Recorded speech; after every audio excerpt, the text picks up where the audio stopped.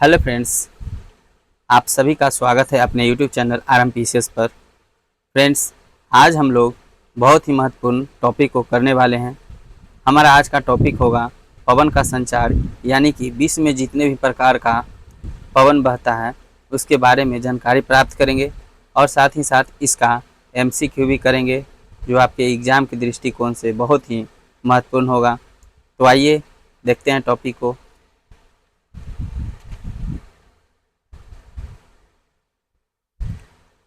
Topic name है पवन संचार, blowing of winds.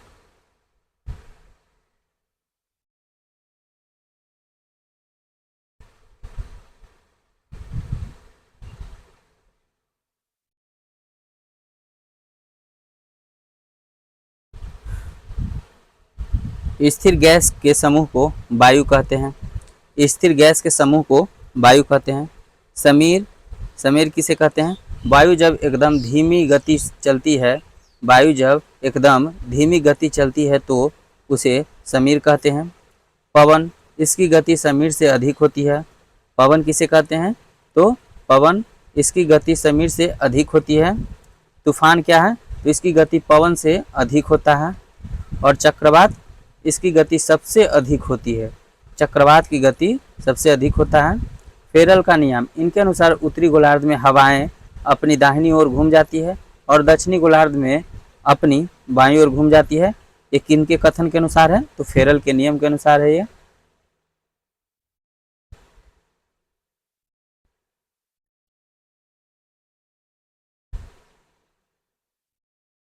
Coriolis बल, कोरियोलिस बल क्या है? पृथ्वी के घूर्णन के कारण लगने वाले झटके को कोरियोलिक बल कहते हैं। यानी पृथ्वी जब घूमती है तो उसके कारण जो झटके लगते हैं उसको कौन सा बल कहेंगे? तो कोरियोलिक बल कहते हैं। पवन उच्चतम दाब की पेटी से निम्न दाब की पेटी की ओर जाती है।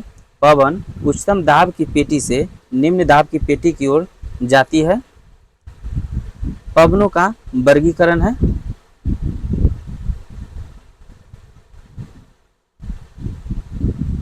समांगी पवन या अस्थाई पवन या प्रचलित पवन, तीनों एक ही का नाम है। मौसमी पवन या सामयिक पवन, स्थानीय पवन, ये सब मौसम के प्रकार हैं। यहाँ पवन दिया गया है। पवन 3 प्रकार के हो गए, समांगी, मौसमी और स्थानीय। समांगी में है व्यापारिक, पछुआ, पूर्वी यानी पूर्वा जो बोलते हैं। मौसमी हो गया मानसून और समीर। और स्थानीय में हो जाएगा गर्म और ठंडा। देखते हैं समांगी पवन या अस्थाई पवन या प्रचलित पवन। वैसा पवन जो वर्ष भर पृथ्वी पर निश्चित दिशा में चलती है उसे समांगी प्रचलित पवन कहते हैं।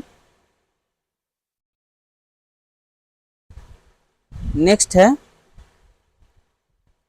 इस प्रकार की पवनें मुख्यतः 3 प्रकार की होती है। व्यापारिक या सन्मार्गी पवनें, पछुआ पवनें, ध्रुवीय पवनें या पूर्वा पवनें। मौसमी पवन या सामयिक पवन है। वैसी पवनें जो किसी खास मौसम में चले मौसमी पवन कहलाती है। इन्हें भूमंडलीय पवनों का रूपांतरित रूप माना जाता है। इन्हें क्या माना जाता है? तो भूमंडलीय पवनों का रूपांतरित रूप माना जाता है। नेक्स्ट पवन है स्थानीय पवन यानी लोकल विंड्स इसको कहते हैं। वैसी पवन जो किसी विशेष स्थान पर चले स्थानीय पवन कहलाती है। ये पवनें तापमान तथा वायुदाब के स्थानीय अंतर से चला करती है और इनका प्रभाव क्षेत्र सीमित होता है। इनकी उत्पत्ति हेतु स्थानीय तापांतर एवं दाब प्रवणता प्रमुख कारक है। यह स्थानीय पवनें क्षोभ मंडल के निचली परत तक ही सीमित रहती है। स्थानीय पवन 2 प्रकार की होती है, गर्म तथा ठंडी पवनें होती है। व्यापारिक पवन या सन्मार्गी पवन के बारे में जानते हैं। यह दोनों गोलार्ध में उपोष्ण उच्च दाब यानी 35 डिग्री से 40 डिग्री के बीच की पेटी से विषुवत रेखीय निम्न दाब की पेटी की ओर चलती है। यह पवन कौन सा? तो व्यापारिक पवन है। इसकी दिशा उत्तरी गोलार्ध में उत्तर पूर्व से दक्षिण पश्चिम होती है तथा दक्षिण गोलार्ध में इसकी दिशा दक्षिण पूर्व से उत्तर पश्चिम होती है। इनको व्यापारिक या वाणिज्यिक पवन इसलिए कहा जाता है क्योंकि यूरोप के व्यापारी इन्हीं पवनों के सहारे समुद्री व्यापार के लिए जाया करते थे। यहाँ फिगर दिया गया है विषुवत निम्न दाबीय क्षेत्र कितना से कितना है, ये सभी के बारे में।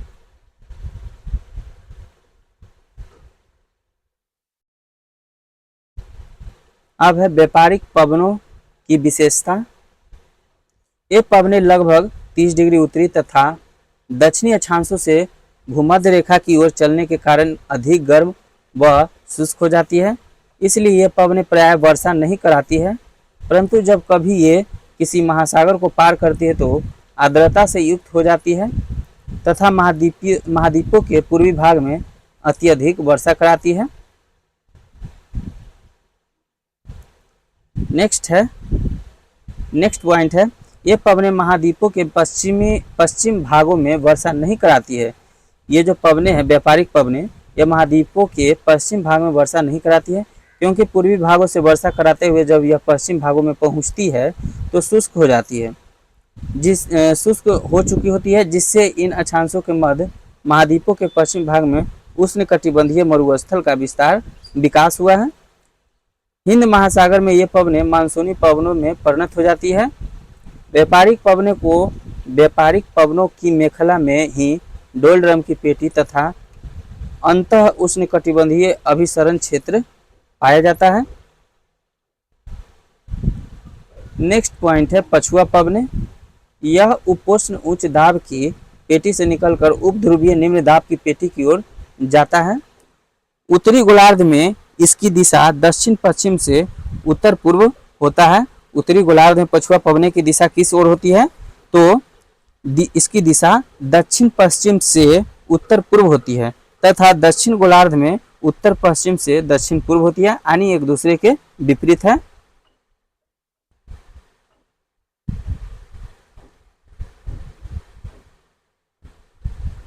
उत्तरी गोलार्ध की अपेक्षा दक्षिण गोलार्ध में पवनों का प्रवाह अधिक अस्थायी और निश्चित होता है तथा इसका सर्वश्रेष्ठ विकास 40 डिग्री से 65 डिग्री दक्षिण अक्षांशों के मध्य में होता है।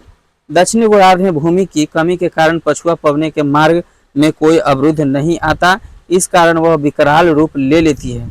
क्या बोला जा रहा है, दक्षिणी गोलार्ध में भूमि की कमी के कारण पछुआ पवनों के मार्ग में कोई अवरुद्ध नहीं आता है, इस कारण वह विकराल रूप ले लेता है और अलग अलग अक्षांश पर मछुआरों ने इसका अलग अलग नामकरण किया है।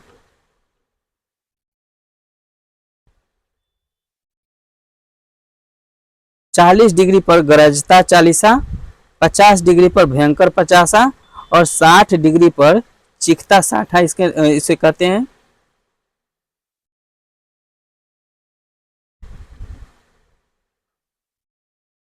ध्रुवीय या पूर्वा पवन ईस्टर्न विंड्स, यह ध्रुवों से उपध्रुवीय निम्न दाब की पेटी की ओर चलती है। यह ध्रुवों से उपध्रुवीय निम्न दाब की पेटी की ओर चलती है। यह व्यापारिक पवनों से समानता रखती है। यह व्यापारिक पवनों से क्या रखती है, तो समानता रखती है। उत्तरी गोलार्ध में इनकी दिशा उत्तर पूर्व से दक्षिण पश्चिम होती है तथा दक्षिणी गोलार्ध में इनकी दिशा दक्षिण से उत्तर पश्चिम होता है। इस पवन में तापमान कम होने के कारण जलवाष्प धारण करने की क्षमता कम होती है। ध्रुवीय पवनें पछुआ पवनों से मिलकर चक्रवातों और प्रति चक्रवात उत्पन्न करती है। ध्रुवीय पवनें हैं जो पछुआ पवनों से मिलकर चक्रवातों और प्रति चक्रवातों का निर्माण करती है या उत्पन्न करती है।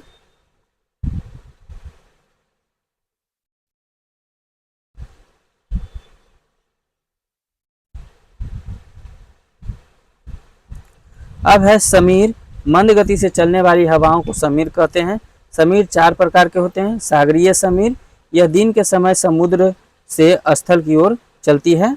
सागरीय समीर क्या कब चलती है, तो यह दिन के समय समुद्र से यानी सागर से स्थल की ओर चलती है, सागरीय समीर।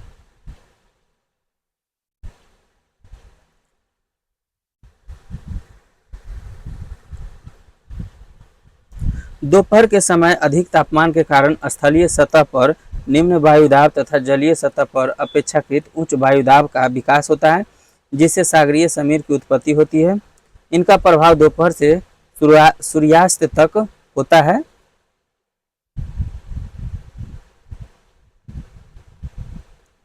स्थलीय समीर है, यह रात के समय स्थल से समुद्र की ओर चलती है। इन पवनों की उत्पत्ति का संबंध स्थलीय व जलीय सतह के गर्म व ठंडा होने से होता है। सूर्यास्त के पश्चात स्थलीय सतह से तीव्र विकिरण के कारण सतह के शीतलन के फलस्वरूप उच्च वायुदाब का तथा जलीय सतह पर अपेक्षाकृत निम्न वायुदाब का विकास होता है। फलतः उच्च वायुदाब के केंद्र से निम्न वायुदाब केंद्र की ओर स्थलीय समीर की उत्पत्ति होती है। इनकी उत्पत्ति सूर्यास्त के पश्चात होती है, किंतु दोपहर से पहले ये हवाएं पूर्णतः समाप्त हो जाती है।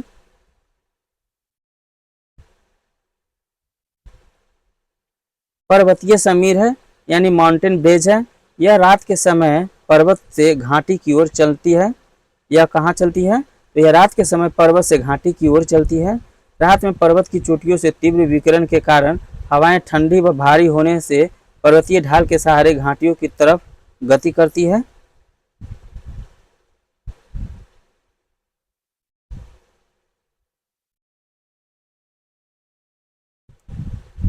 अब है घाटी समीर। यह दिन के समय घाटी से पर्वत की ओर चलती है। घाटी समीर क्या है? तो यह दिन के समय घाटी से पर्वत की ओर चलती है। यह प्रायः गर्म होती है। यह घाटी समीर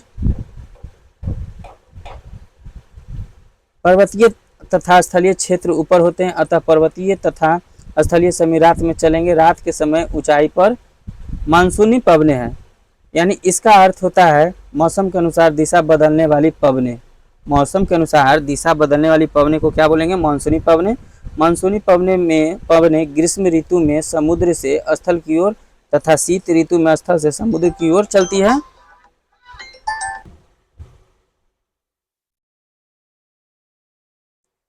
नेक्स्ट पॉइंट है, इनकी उत्पत्ति कर्क व मकर रेखा के बीच की व्यापारिक पवनों की पेटी से होती है। किनका होता है? तो मानसूनी पवनों का।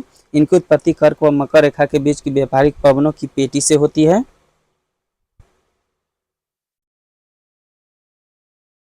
मानसूनी पवनें भूमंडलीय पवन व्यवस्था और स्थानीय कारकों के पारस्परिक क्रिया का परिणाम है। इसके अंतर्गत धरातल तथा क्षोभ मंडल दोनों में ही घटित होने वाली क्रियाएं शामिल है।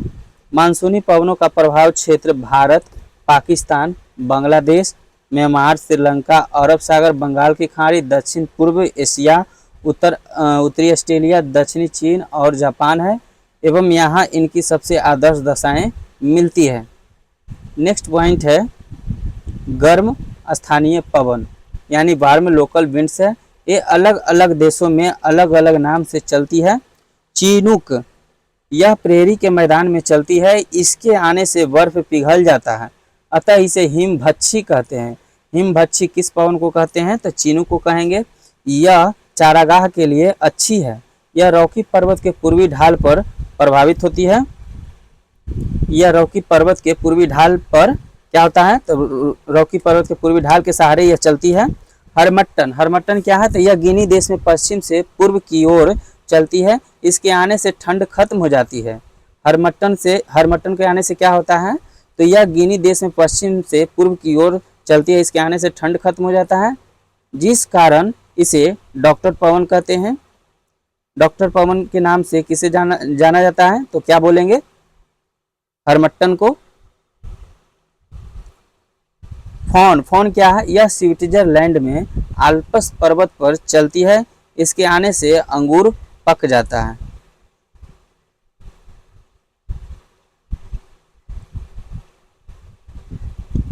नेक्स्ट पॉइंट है सिरोको। यह सहारा मरुस्थल से उत्तर की ओर चलती है तथा भूमध्य सागर से नमी यानी आर्द्रता ग्रहण कर लेती है।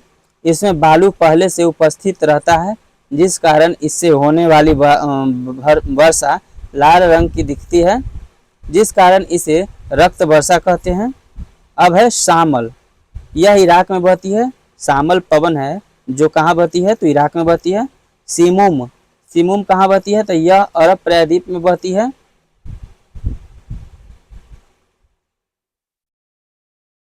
नॉरवेस्टर यह न्यूजीलैंड में बहती है। ब्रिकफिल्डर कहाँ बहती है? तो यह ऑस्ट्रेलिया विक्टोरिया प्रांत में बहती है। सामून कहाँ बहती है? तो यह इराक में बहती है। सांता आना यह अमेरिका का कैलिफोर्निया में बहती है। जोंडा कहाँ बहती है? तो यह अर्जेंटीना में प्रवाहित होती है। इसे शीत फौन भी कहते हैं। जोंडा को क्या कहते हैं? इसे शीत फौन भी कहते हैं। अब है लू, उत्तर भारत का पाकिस्तान। उत्तर भारत व पाकिस्तान में लू चलता है। ब्लैक रोलर उत्तरी अमेरिका के मैदानों में चलता है। ब्लैक रोलर किधर चलता है? तो उत्तरी अमेरिका के मैदानों में चलता है। यामो है जो जापान में चलने वाली पवन है।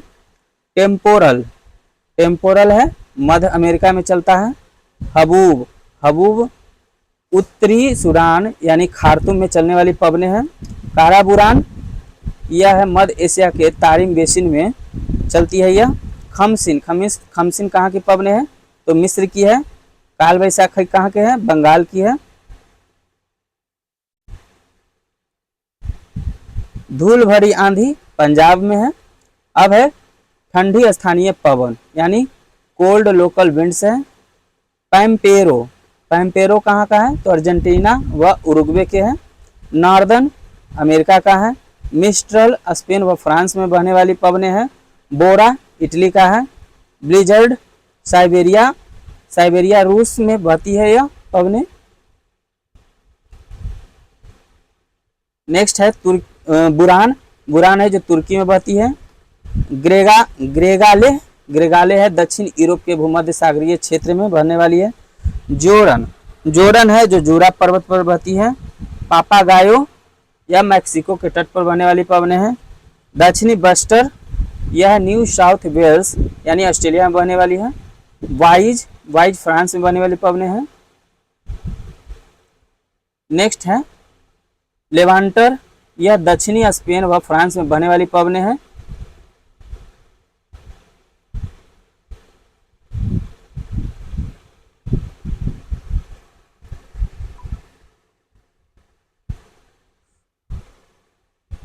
अब हम लोग का थ्योरी खत्म हो चुका है। पवन से संबंधित जितने भी टॉपिक थे वो खत्म हो गया। अब वस्तुनिष्ठ प्रश्न है, अब हम लोग इसे करेंगे। देखते हैं। फर्स्ट क्वेश्चन है, विश्व के किस समुद्र क्षेत्र में लंबी चालीसा पवनें प्रवाहित होती है? आंसर हो जाएगा सी, कैरिबियन सागर में। नेक्स्ट क्वेश्चन है, कथन दिया गया और कारण दिया गया है, इसमें बताना है सही गलत का। उत्तरी गोलार्ध में पवन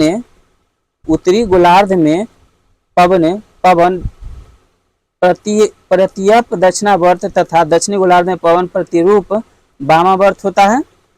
और कारण है उत्तरी तथा दक्षिणी गोलार्ध में पवन प्रतिरूपों की दिशाओं का निर्धारण कोरियालिस प्रभाव से होता है। आंसर इसका हो जाएगा बी। ए और आर दोनों सही है, परंतु आर ए का सही स्पष्टीकरण नहीं है। थर्ड नंबर में देखते हैं, ये भी मेरा कथन और कारक से है। अभिकथन है, हवा के पैटर्न्स दक्षिण गोलार्ध में घड़ी की सुई की दिशा में यानी दक्षिणावर्त एवं उत्तरी गोलार्ध में घड़ी की सुई के विपरीत दिशा में यानी वामावर्त होते हैं। फिर है कारण है, उत्तरी एवं दक्षिणी गोलार्ध में हवा के पैटर्न्स कोरियालिस प्रभाव से निश्चित होते हैं। आंसर इसका हो जाएगा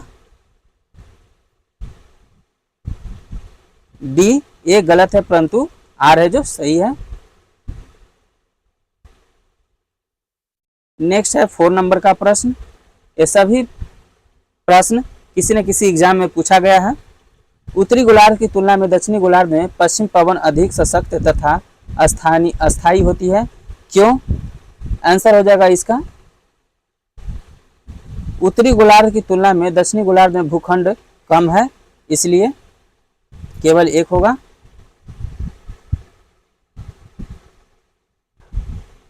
नेक्स्ट क्वेश्चन है 5 नंबर का,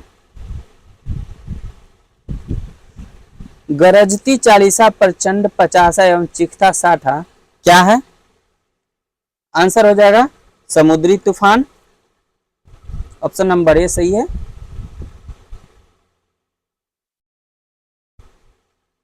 तूफानी चालीसा के बारे में निम्नलिखित कथनों पर विचार करना है।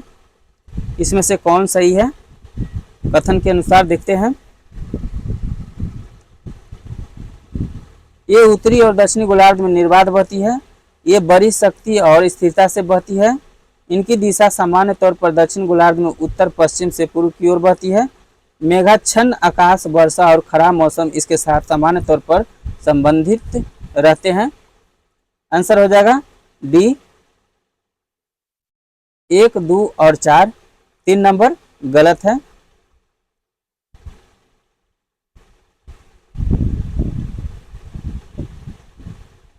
सात नंबर का प्रश्न, पवनों का मौसमी उत्क्रमण किसका प्रारूणी अभिलक्षण है? आंसर हो जाएगा बी भूमध्य सागरीय जलवायु। संयुक्त राज्य अमेरिका के मध्य मैदान पर चिनूक हवाओं का क्या प्रभाव पड़ता है? आंसर हो जाएगा बी गर्मी का तापमान कम हो जाता है। दक्षिणी गोलार्ध में पवन के बाईं ओर विचलन का क्या कारण है? आंसर हो जाएगा ए तापमान।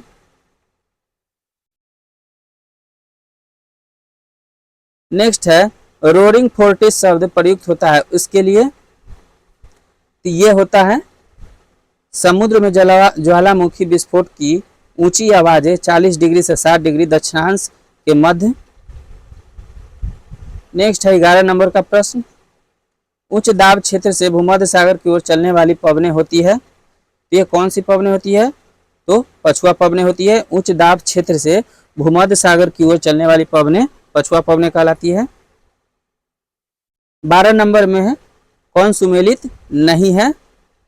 तो देखते हैं। चिनूक संयुक्त राज्य अमेरिका का है, सही है। सिराको यह गलत है, यही सही होगा। ब्लिजर्ड चिली में चलता है, नार्वेस्टर भारत में।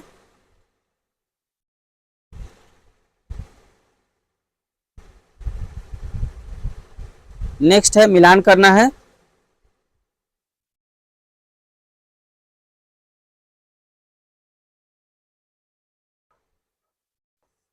फॉन, फॉन का क्या हो जाएगा? ये आल्पस पर्वत के सहारे चलती है फॉन।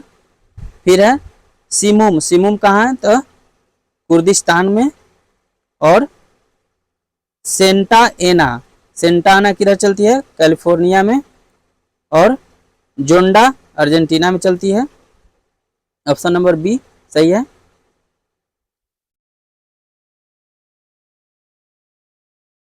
चौदह नंबर का प्रश्न है, फॉन एक स्थानीय पवन है, ये कहाँ का पवन है? जापान का। निम्न स्थानों में से किस एक में रुधिर वर्षा होती है? आंसर है ए इटली में।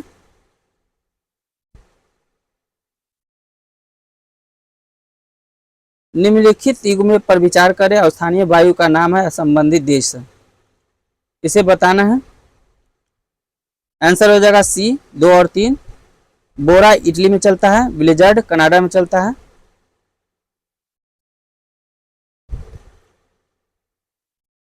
नेक्स्ट है निम्नलिखित में से कौन सा सही सुमेलित नहीं है? सुमेलित नहीं है तो शांता आना कैलिफोर्निया, ये गलत है। हबूब सूडान का है, सही है। यामो जापान का है। मिस्ट्रल ऑस्ट्रेलिया का है, सही है।